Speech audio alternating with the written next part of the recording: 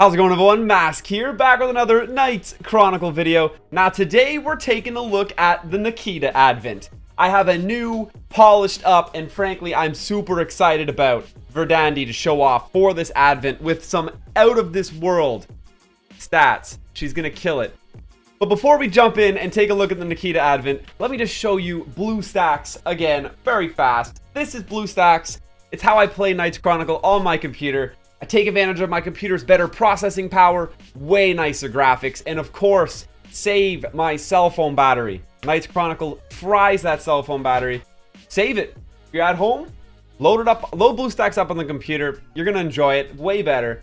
There's a link at the top of the description to download and install BlueStacks. It'll prompt you to install Knights Chronicle right away, save you some time. But let's get into this Nikita advent. First, let's take a look at party info.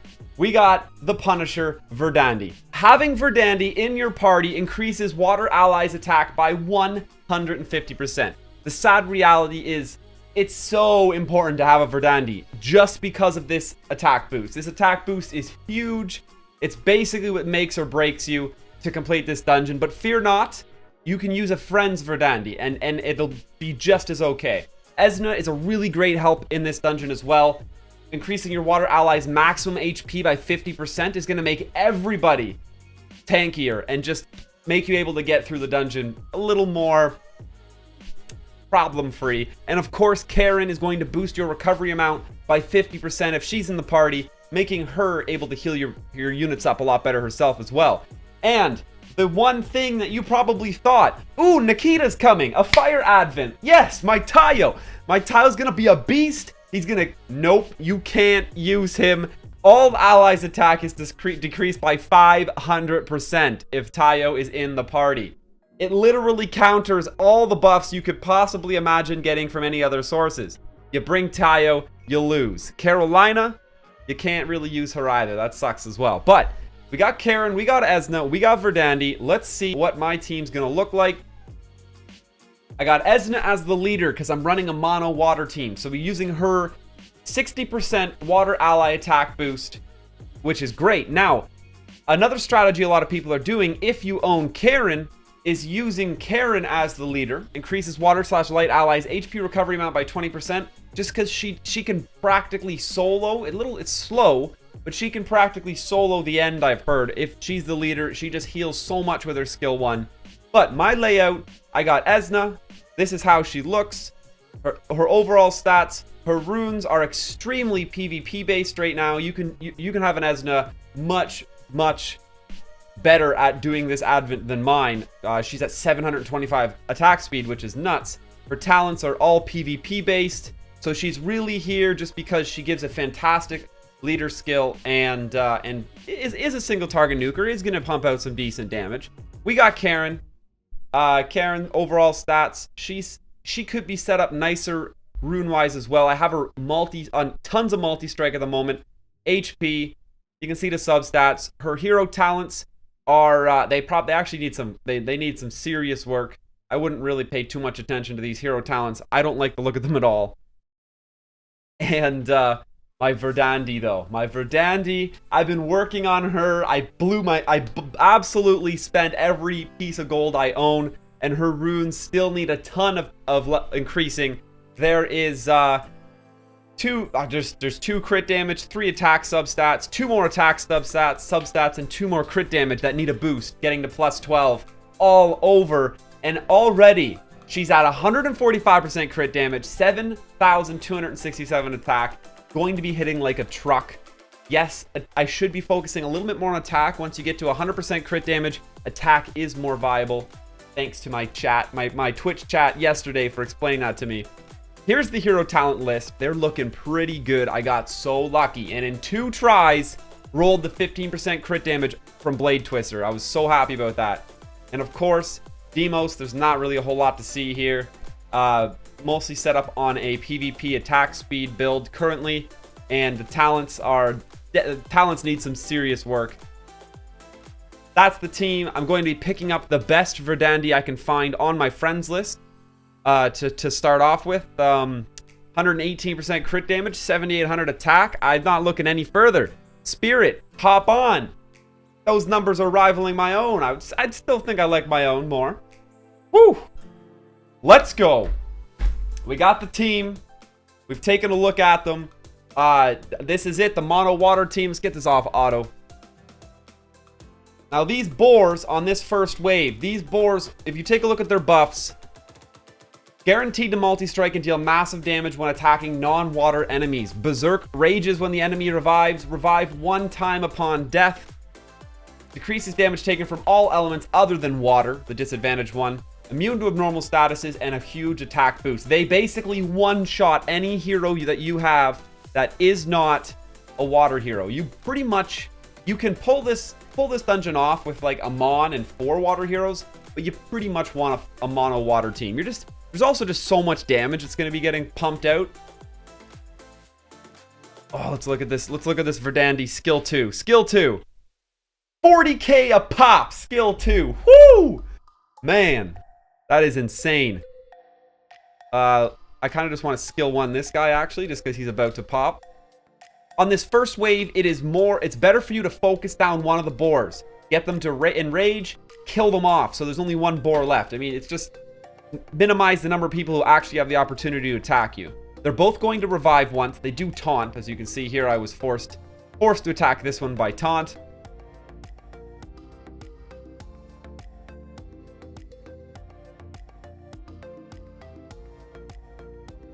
Everyone looking all right. Yeah, let's finish this boar off over here. 63k crit on a regular auto. Oh my gosh. 150% crit damage. That is insane. That means if we're hitting 20ks normally, we're hitting 50k when we crit without any attack boosts. All right, now in this stage 2, stage 1's pretty straightforward. Kill 1 boar at a time. Don't have any non-water units and they're not going to run you over. This stage 2 is a race. You see this buff here. Berserk rages when the composure status expires. You're racing this buff. If this buff disappears, he's going to go berserk and it is not going to be pretty. But Verdandi here, with that 230k to start us off, certainly helps. That was like another 70k cleave there. I'm actually going to try to save my other Verdandi skill 3 for the boss. I only like to use one of my heavy hitting skill 3s on this guy if I can afford it, because it all ends up being a race against the clock in this advent. You're trying to kill these bosses before they berserk, essentially. And you can see we have 7 composure stacks left before he goes berserk. So we're doing all right with only 120k left. 250k hits there on a multi-strike. This is going to take him down. So we've saved 2 skill 3 nukes for this final boss. And I didn't actually check to see if this debuff popped up that I need to talk about. This happens in both. Oh, we do have one of them, yes, and it's on Karen now. Perfect. So if you look at Karen's debuff, she got this fighting that last boss, and Nikita herself also applies this. Greatly increases damage taken, remove when defending. So defense crush. You can see right now Karen has it. We're going to defend. It's going to remove it from her. Now with Esna back up, we just start nuking the boss. Focus the boss here. Ignore the ads. You don't have time to focus the ads because once again, we're in a race against the clock. There's 12 stacks on composure here. We cannot afford her to go berserk. It is insane. It's going to hurt and it's not going to be pretty. So I'm going to go ahead and attack boost this far Verdandi. I think she still has her skill 3 up if I remember correctly. Yeah, my Verdandi was the one I used skill 3 on already. And here we go from 640 to 370. 270k hit right there. You just keep going at her. That's it. You save the nukes. I mean, it's nice when you have multiple hitting skills like you just saw. You can kind of deal with the ads without really having to pay any attention to them at all. Esna's great for that, and both of the Verdandis are. Their skill 2s are going to constantly deal with those ads. But it's still a race against the clock, so focus up on the boss. You have no time to actually focus single target attacks on the boars, but keep in mind they do taunt you. As you just saw there, that was a taunt. I don't fully understand why that boar just revived twice. My Karen needs to defend. She's got that defense break on her. Sometimes I tend to ignore the defense break on my heavy damage dealers, just because I really want them to keep pumping out the damage, so you do not lose this race against the clock. But the attack boosts you get all around here are just absolutely insane.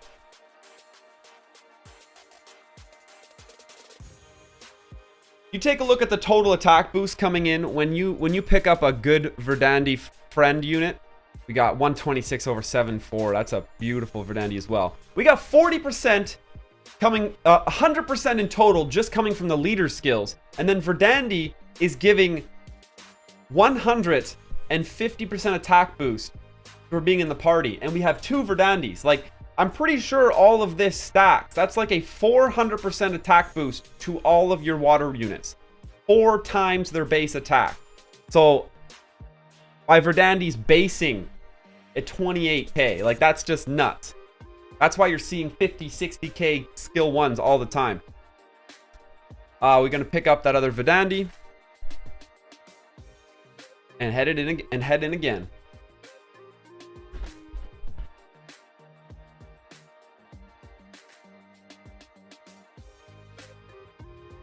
All right, we're back in wave 1. Really, we have the 2 boars.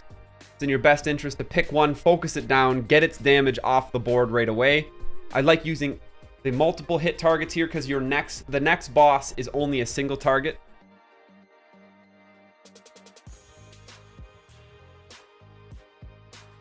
Thing is because multi-target is actually an advantage here, you tend to kill these boars at the same time anyway, because this is the best opportunity for you to start. I mean, I guess to totally take advantage of Verdandi properly, you should use skill 1 first if you're saving skill 3, because skill 2 setting you up for another guaranteed crit. That is technically my bad. Mind you, skill 2 is getting that guaranteed crit as well. Like, you're guaranteed that skill 2 is going to crit, so it's just as good to use it. We got one of the boars down. I'm not sure if this other one here has revived yet. Karen autoing for 20k. Like, that doesn't even make sense. 400% attack boost currently on for water here, for water characters. Now, once again, up against the clock here. Do we have strike preparation on? We do. Let's use one of the Verdandi alts. A good 230k to start this fight off. That's gonna pretty much guarantee we're winning this race. Just use everyone's single targets from here in.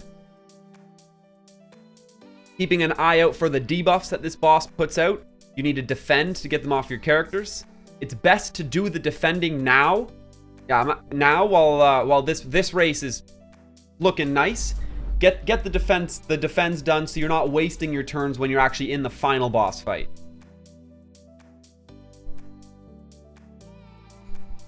Looks like we're good still, down to 120k.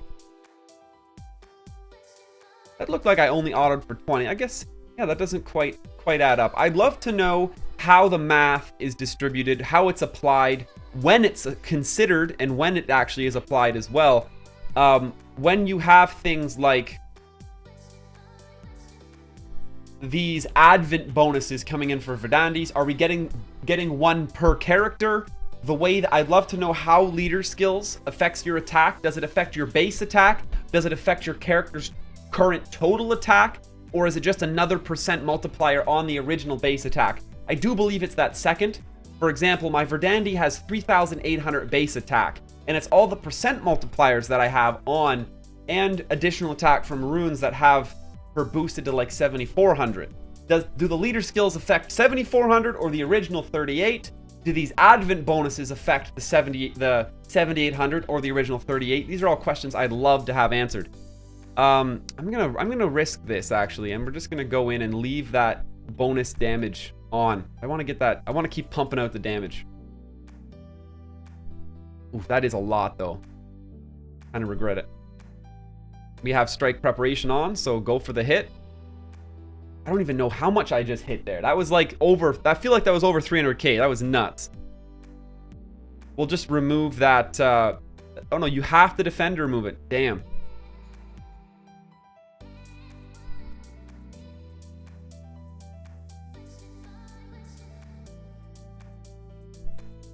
Esna coming in with the ult. Oh, I wasted it on the boar. I didn't notice Esna was taunted. That shouldn't be too much of a problem. I'm actually thinking of defending here. It's just too much damage for Verdandi to handle. I don't care as much for... Get up the Veil. We'll be fine. 9 turns left. 400k. We typically get to attack with 2 people between every attack, so we have plenty of time. We only need to do 50k per stack to win this race now. 7 left. This needs to get him to 300 to be on path with our 50k. Yep, she attacked. Cool, we're good. Multi-strike. Oh, it hits the boar. Of course.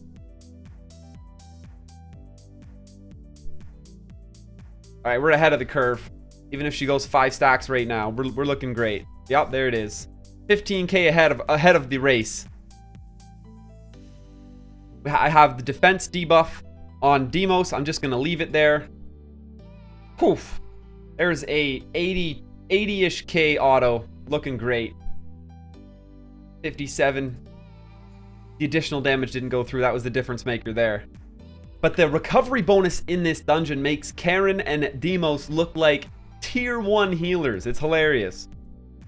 Actually, I have Karen's ult available. I'm going to go ahead and use that now. Don't need to. There's a 76k crit.